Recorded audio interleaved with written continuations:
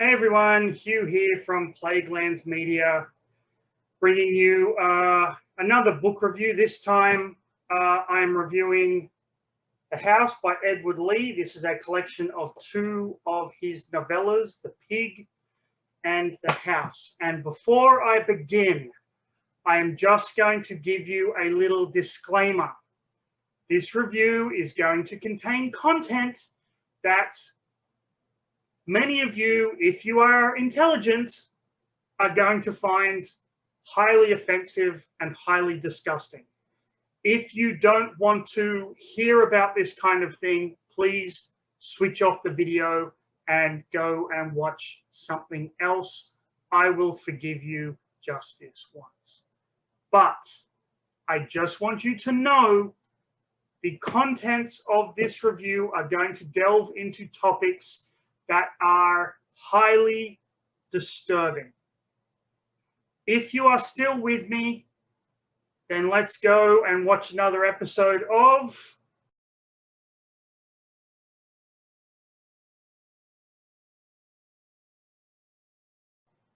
okay.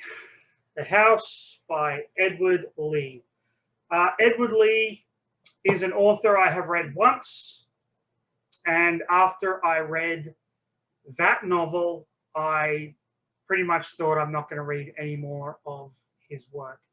When I was in high school, I used to read a lot of the British horror authors like Sean Hudson and James Herbert, American authors, Richard Lehman, Dean Koontz, a little bit of Stephen King, but not as much as I would have liked, not as much of Stephen King as I do read now. And when I was in high school, this would have been the sort of book that I would read and get a good chuckle over, have a good laugh. But,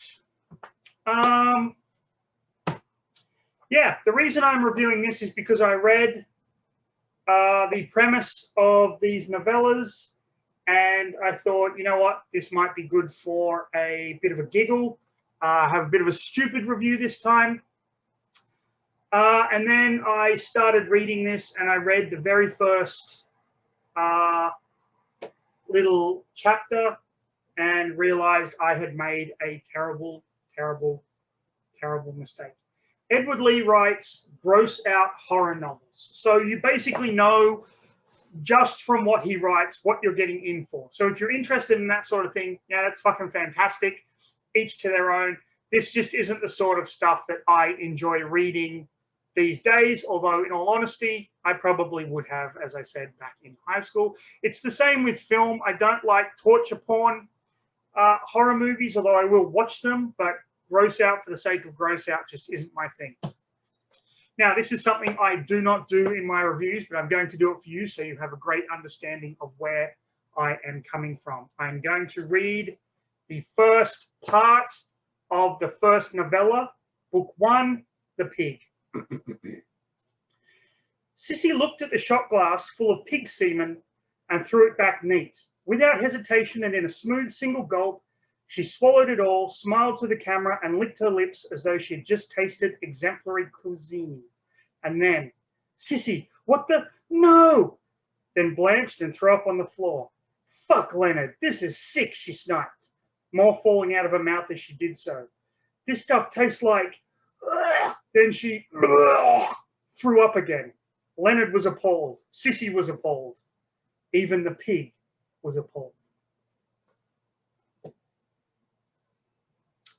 That's the first part, first chapter of this book.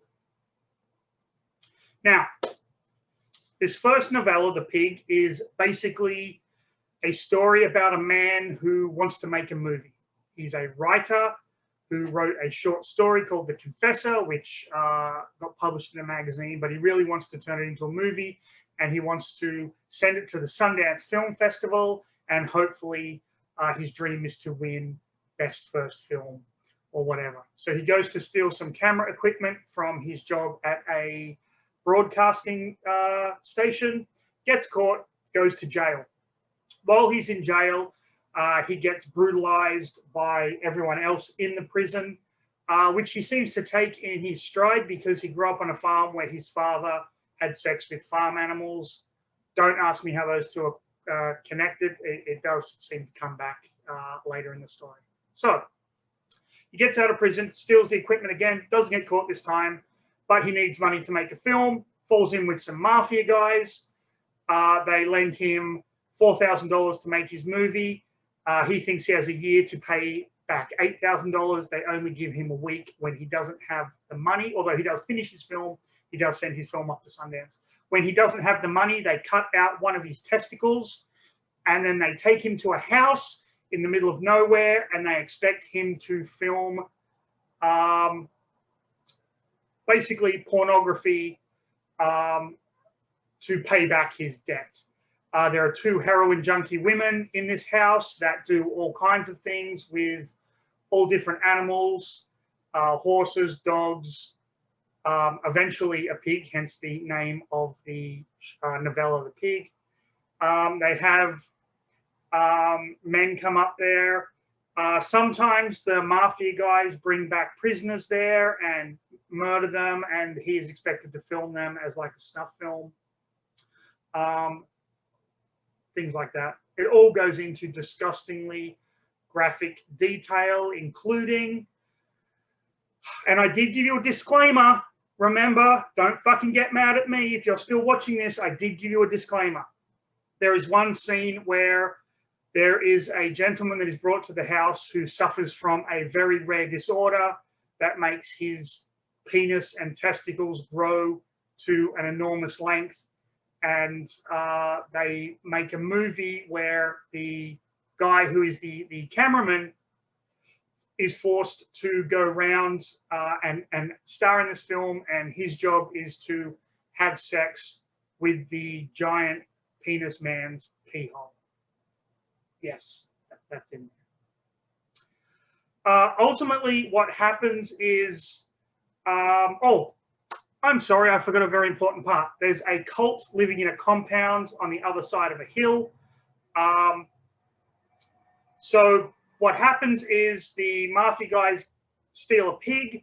They don't realize that the pig is part of this cult's ritual where they put all the sins of the cultists into the pig, and then they sacrifice it at the end of a week of fasting and solitude, and that is supposed to absolve everyone of their sins. So the mafia guys steal this pig, they make pig movies, and the pigs eat some heroin, or the pig eats some heroin, I should say. There's only one pig. The junkies beat the pig to death. The cameraman, Leonard, who, as I said earlier, his father lived on a farm, so he knows how to butcher animals. He butchers the pig and eats the pig, and all the sins of the world go into him, and he turns into a demon. Oh, and he has a massive orgy with 5 women and gets them all pregnant, and then he takes them away, and they are just going to be part of his little harem. Now, the twist with the pig having the sins of the world in it, and he eating that pig and slowly turning into a demon, that was good. That was a great twist. It didn't need the gross out stuff.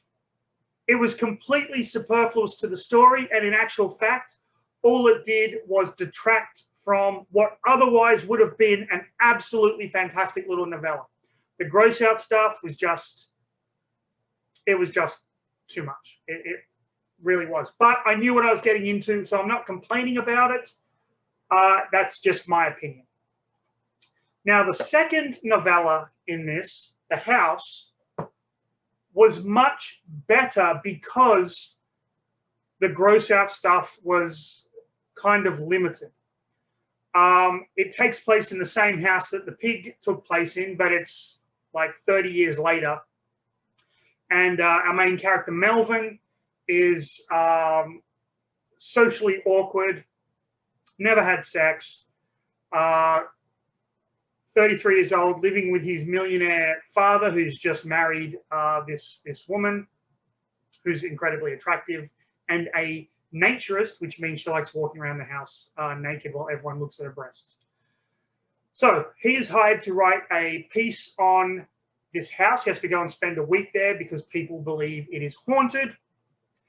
And the realtor wants to drum up tourism with the newspaper, some shit like that. So he and the naturist, his stepmother, go up to the house, and he starts kind of hallucinating and seeing ghosts. And there's a lot of stuff about how film is very similar to ghosts in that the images on the celluloid are really the ghosts of the past. And it's really interesting, and I thoroughly enjoyed it until the gross out stuff, which included again, there was a disclaimer, don't fucking blame me. A scene where a woman, the stepmother, is, well, basically sleeps with a ton of bikers in a bar. And then another young girl prostitute is forced to do a shit on the pool table. And then while the woman eats the shit, the other woman sticks her foot up her bum. Yeah. So ultimately what happens is there's proof of the haunting, blah, blah, blah. There's a couple of murders, a lot of sex stuff, you know. You know what you're getting into. This book does have some notoriety, however. Reading it, I vomited twice. Literally had to put the book down, go into the bathroom, and throw up my lunch. And this happened to me twice, reading this book. That is not a glowing endorsement for the book, but I'm just saying, you have been warned. So The House, 2 novellas by Edward Lee. He's actually quite a good writer when it comes to language. He can use the language very, very well. You can tell that he loves the craft of writing. And if you're interested in gross out books, this one's for you. If you're not interested in gross out books, by all means, stay away from this. Not really worth it. So this is one book where I'm going to say, people, don't go and read a fucking book if you don't want to. Okay? I apologize if any of you found this review distasteful, but, you know, them's the fucking breaks. Stay safe, everyone. I'll see you in the next video.